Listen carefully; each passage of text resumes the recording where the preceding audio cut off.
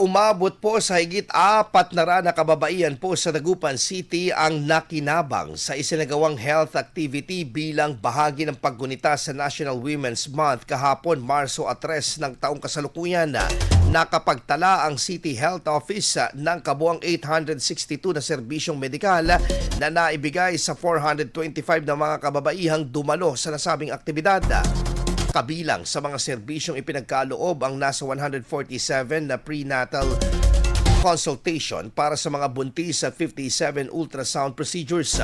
Samantala, 44 na mga kababaihan po ang sumailalim sa VIA test para sa cervical screening habang 42 naman ang nagpa-breast examination.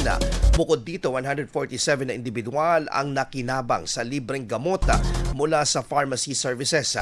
Bahagi ang programa sa paggunita ng lungsod sa National Women's Month na isinagawa ng CHO katuwang ang mga partners at volunteers ng lungsod. IFM News. IFM News. IFM News.